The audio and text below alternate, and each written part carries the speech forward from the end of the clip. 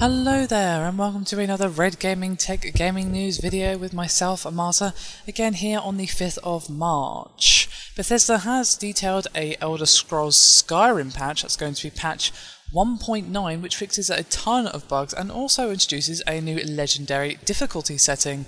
And before I actually get into the nitty-gritty of what this patch will actually deal with, Steam users can download the beta version now, while the patch is expected to hit consoles later this month. So all these details will apply to both PC and console, but PC users will of course be seeing it first. Bethesda does say if you opt into the beta, be sure to back up your save games or simply be careful not to overwrite your existing saves. If you decide to opt out of the beta program, your old saves will still work with the current release of Skyrim on Steam, which is of course 1.8. They do recommend using the update with no user-made mods installed, but the beta does provide you with an opportunity to test your creations before the update goes live for everyone, so they're definitely being diligent with this particular beta patch.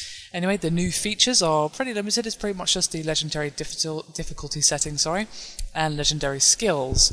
Skills of 100 can be made legendary. This will reset the skills 15, return its perks, and allow the skill to affect leveling in game.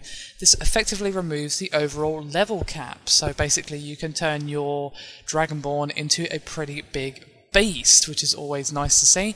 And now we're going to move on the rather long list of bug fixes for patch 1.9. General memory and civility improvements. Fixed issue with quest scripts that were not shutting down properly. Companions will equip better weapons and armor if given to them. Fixed rare issue where players are unable to learn the clear sky shout during Throat of the World. Fixed rare instance where Alduin will become invincible during Alduin's Bane. Fixed rare issue where player could become stuck in Night Mother's coffin during Death Incarnate. Fixed rare issue where protected companions could be killed from poison damage. Fixed rare issue with certain ash piles left from resurrected NPCs, not clearing properly. Fixed rare issues with NPCs and creatures respawning improperly after player fast travels. Fixed rare crash when entering the Dark Brotherhood Sanctuary. Fixed rare crash when player entering their house. Random dragon attacks will no longer occur during Battle for Whiterun. Fixed a rare crash when attempting to save your game during Waking Nightmare. Fixed issue where Glory of the Undead would not start properly if the player is in combat with Orland Greymane. The white file is no longer consumed if given to a follower. If player marries Aelia, the Totem of Hirishin quest will be available. Unused Briar Hearts can be dropped after finishing the white file. Fixed issue with paying off crime against companions that prevented player from getting companion quests properly. Thieves Guild caches are now properly enabled in the appropriate cities. The Dragon Fusion perk now works properly when taking Elsburn Potion. Crag's Lane Cave properly resets if player receives a Radiant quest to clear it out. Fixed rare issue with bounty quest objectives not properly clearing after completion. Gallus' Encoded Journal is no longer a quest item after completing the Thieves Guild. In No Stone Unturned, Vex will now accept unusual gems if you collected them all before starting the quest. Vekal the Man now gives rewards for completing Toying with the Dead.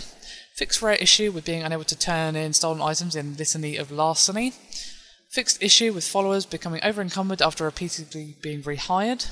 Fixed rare issue visiting Kynes Grove on horseback not progressing a Blade in the Dark properly. Fixed issue with receiving a duplicate Radiant quest from Jarl. Fixed conflict when clearing Driftshade Sanctuary before starting Trouble in Skyrim. Fixed issue with using shouts while in jail and having guards unlock the jail cell. Fixed rare issue with quest NPCs not properly moving to quest location. Fixed issue with NPCs not selling master level spells. Fixed rare issue where player gets control locked outside the Thalmor Embassy at the start of diplomatic immunity. Fixed rare issue with disappearing containers after upgrades in player-owned house. Fixed issue with being erroneously attacked as a werewolf during Met by Moonlight. The Ebony Blade is now improved by two-handed perks. Locked door to Prowswell Manor can be unlocked by proper key. Fixed issue with merchants not receiving the proper additional gold with the Investor perk. Fixed a rare issue where the player would be unable to learn a word after learning for several days during the Way of the Voice. The Nord Hero Bow can now be improved. The Purity perk no longer requires the Experimenter perk. Fixed rare instance where Lover's Comfort will not be applied properly. If you approach Frostmere Crypt from the north, the Pale Lady will start properly. Fixed rare issue where a dragon could appear in the mind of Madman Realm and kill the player. Fixed instance where a player could get stuck in Japhet's Folly. Fixed rare instances where Argnier would not teach Whirlwind Sprint.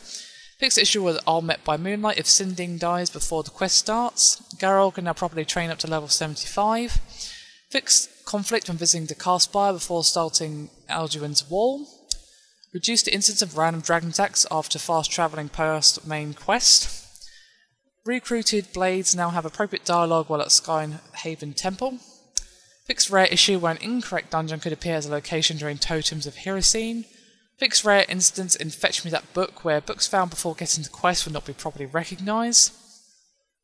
Fixed rare issue where travelling to Thalmor Embassy with companions during diplomatic immunity. Fixed issues with matching set perk not working properly with certain pieces of armour. Fixed issues with custom fit perk not working properly with certain pieces of armour. Fixed issue with NPC dying in a bear trap blocking progress in time of my need. Fixed rare issues with swinging door becoming stuck and blocking an entrance to Vollenrund. Imperial light armour can now be crafted.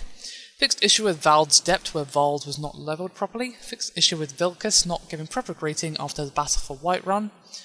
Fixed issue with respawning actors that were raised by ritual stone power. Fixed issue with the ancient knowledge perk not calculating properly. The Palace of Kings now has patrolling guards on upper floors. Reduced percentage of chance of getting werewolf's loading screen while player is a werewolf. Panthea's Flute is no longer a quest item after completing the quest for it. Placing an unread Infinium on a bookshelf in the player's house no longer allows the book to be reused again. Adjusted dialogue priority to improve chances of hearing more combat dialogue from certain NPC enemies. Fixed issue with falling damage on high difficulty levels. Fixed bad collision on certain clutter objects. Fixed rare instance of couriers who would appear only dressed in a hat. So, a rather monster list of fixes there, as I'm sure you will agree. I actually remember, I'm pretty sure I got attacked by a dragon in my battle for Whiterun, quest, shall we say, and it was quite amusing to say the least, and a bit of oh damn moment, so glad to see that they've sorted that one out. That was a rather interesting experience to say the least. I was kind of wondering if it was supposed to be happening, but hey ho, turns out it wasn't. Anyway, thank you very much for watching. Hope you found this video helpful. Sorry for the rather long and drony video, but thought you guys would find this information useful, and it's good to know that basically if you're a PC user you can beta test this to see if there's any problems that they need to figure out as well, or you can just wait for it to come out, and of course it will be coming out on the console versions as well. Anyway, thank you very much for watching, and I'll see you again next time. Bye for now.